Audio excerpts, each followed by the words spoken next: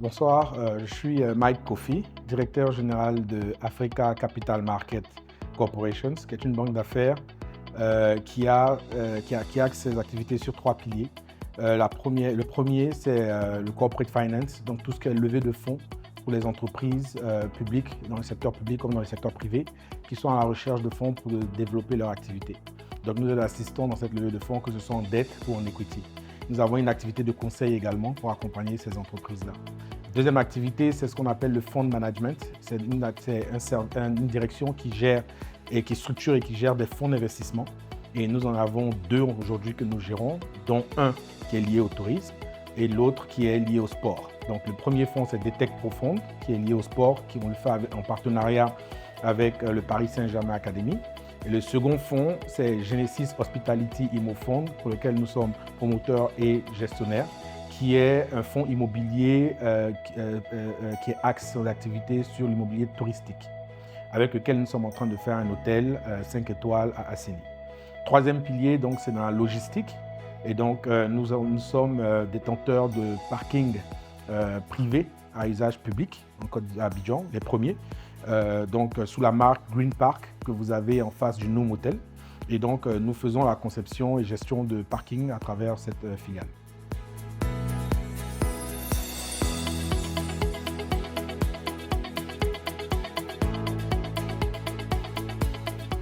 Alors, le CITA est un événement important pour nous parce qu'il a un impact sur le développement du tourisme en Côte d'Ivoire, en Afrique de l'Ouest et plus précisément en Côte d'Ivoire, puisque c'est la deuxième année consécutive où ça se fait en Côte d'Ivoire, où nous avons participé. Et l'idée pour nous, l'intérêt qu'on a au niveau du tourisme en Côte d'Ivoire, est venu de la forte appréciation de l'évolution économique de la Côte d'Ivoire, qui a attiré naturellement beaucoup plus de tourisme de business, d'affaires, mais également éventuellement des tourismes de loisirs. Et donc, comme je disais tout à l'heure, nous avons développé un fonds d'investissement qui s'appelle Genesis Hospitality Immo Fund, qui a pour vocation à faire un hôtel resort à Assini. Donc, nous avons un pied dans l'industrie touristique et pour ce faire, nous avons voulu accompagner Voltaire Baégis, qui a organisé le CITA en tant que sponsor Gold, pour pouvoir permettre en fait de montrer à toute l'industrie, l'écosystème du tourisme qu'il y a un fort potentiel et qu'il y a des acteurs sérieux qui pourraient accompagner l'évolution de ce secteur.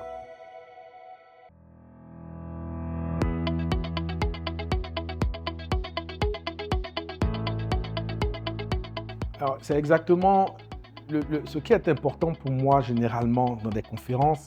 Ce n'est pas juste de venir écouter et de repartir en se disant « bon, on a entendu, on sait ce qu'on aurait pu faire ».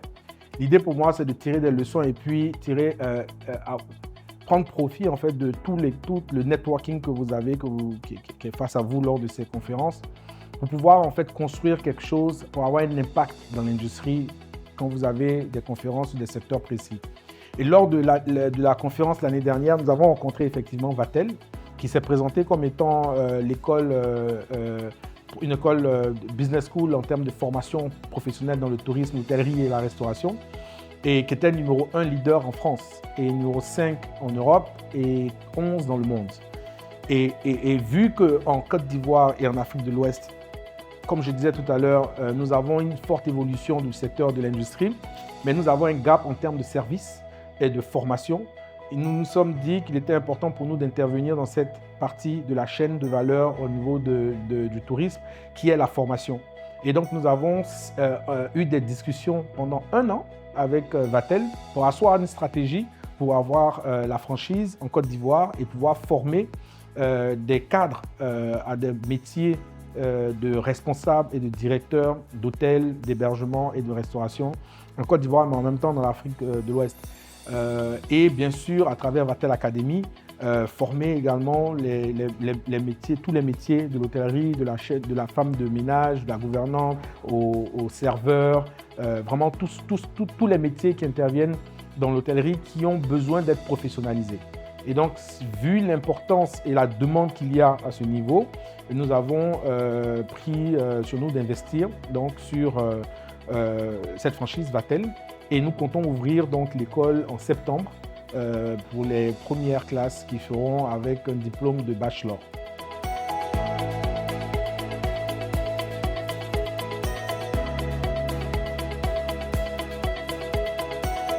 Alors moi, je suis très positif. Vous voyez que la région a une croissance économique qu'aujourd'hui on peut dire durable. Ça fait plus d'une décennie qu'on a un taux de croissance supérieur à 5-6% dans la région, ce qui favorise naturellement un tourisme qui se développe puisqu'il y a beaucoup plus d'infrastructures dans les différents pays.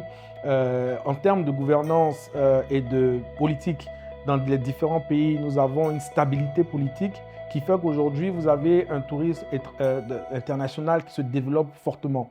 Vous avez les plus grandes conférences ou de très grandes conférences qui se font sur le continent maintenant, et beaucoup en Côte d'Ivoire. Et donc, pour cela, nous disons qu'avec le climat des affaires amélioré, il ne pourrait qu'avoir une évolution positive du secteur du tourisme.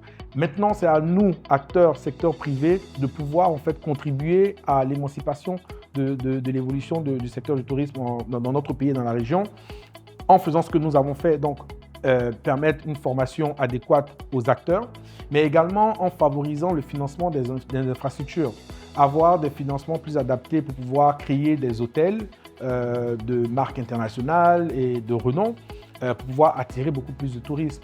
Après, nous avons aussi pour vocation de travailler avec le ministère du Tourisme pour développer tout ce qui est tourisme culturel.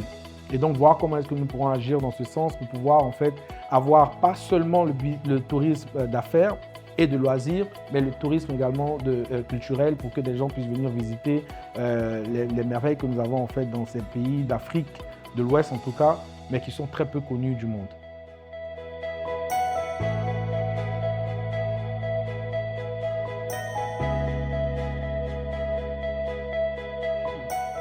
Bien sûr, énormément. Le secteur du tourisme, et c'est pour ça que nous avons choisi le secteur du tourisme en investissant dans la formation, parce que c'est un secteur qui touche une grande partie de la population, qui utilise beaucoup de ressources humaines et donc qui forcément a un impact sur l'employabilité. Aujourd'hui, quand je regarde ce que Vatel veut faire, les cibles que nous avons identifiées, quand vous prenez Vatel Academy, nous allons nous projeter dans les 5 prochaines années en sortant pratiquement 50 000 personnes du secteur informel. Comment est-ce que ça se fait? Aujourd'hui, par exemple, vous avez dans les ménages, des femmes de ménage, des cuisinières, des domestiques qui ne sont pas du tout déclarées. Mais parce qu'en fait, ils ne sont pas très bien formés.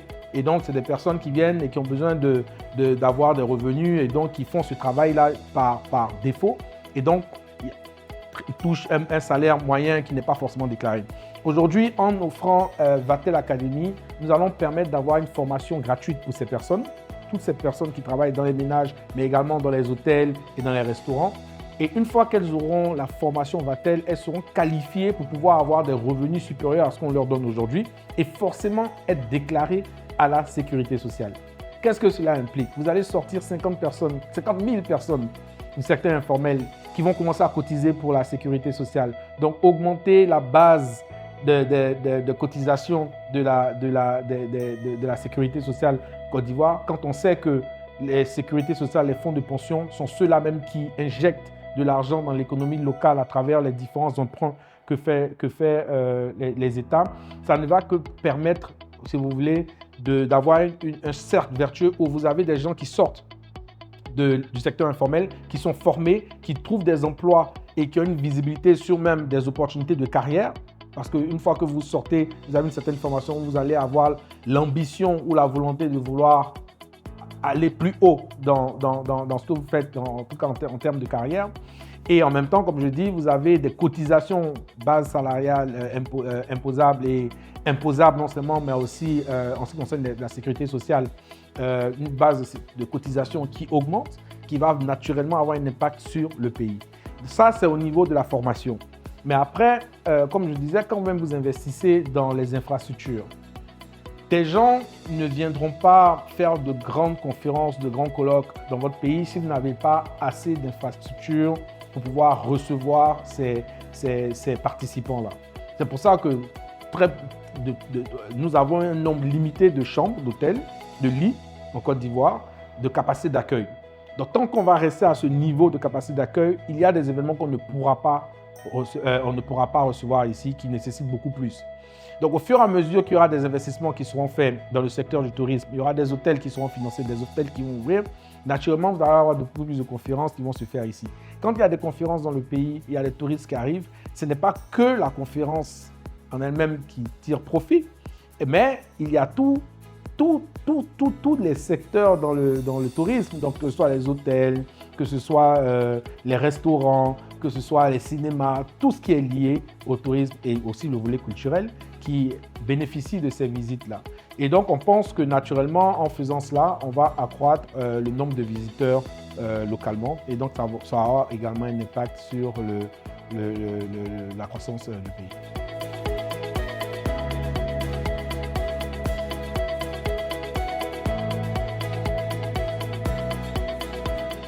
Écoutez, bilan positif, hein, très positif. Voilà une conférence qui a permis de mettre deux acteurs en relation et qui se solde à travers une autre édition par une signature.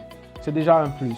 Et on ne parle pas d'un fait anodin, c'est quand même une université de renom, numéro 1 en France et numéro 5 en Europe, qui va s'installer en Côte d'Ivoire. Donc, CITA a permis cela. Donc déjà, ne serait-ce que ça, on peut dire que c'est déjà quelque chose de positif. Deuxièmement, on s'est rendu compte lors des différents panels qu'il y a beaucoup plus d'intérêt du secteur privé à s'investir dans le tourisme à travers des projets d'infrastructures, des projets d'hôtels ou d'éco-lodges ou pas mal de projets qui ont été présentés qui permettent de croire que de plus en plus il y a des personnes qui voient le volet positif de l'industrie et la possibilité d'en faire en fait des affaires, des opportunités de carrière pour d'autres. Et donc ça nous a permis de nous rendre compte que nous avons bien misé sur le centre de formation parce qu'une fois que toutes ces infrastructures sont constituées et sont faites, elles ont besoin de ressources humaines naturellement pour pouvoir les gérer. Je pense que nous sommes très bien positionnés. Mot de fin, ce que je pourrais dire, et je pense que nous avons longuement échangé avec CITA, c'est de continuer à rassembler les acteurs, que ce soit les promoteurs, les opérateurs, les constructeurs, voilà, le secteur privé et surtout également le secteur public qui devrait accompagner le secteur privé. Et ce que je dirais et ce que j'avais préconisé également, c'est qu'il y ait un livre blanc. Un livre blanc où on pourrait noter et mettre et présenter donc, au gouvernement ou en tout cas au ministère de tutelle du tourisme des réformes ou des accompagnements, des incitatifs qui pourraient faciliter le développement ou même accélérer le développement des infrastructures en Côte d'Ivoire.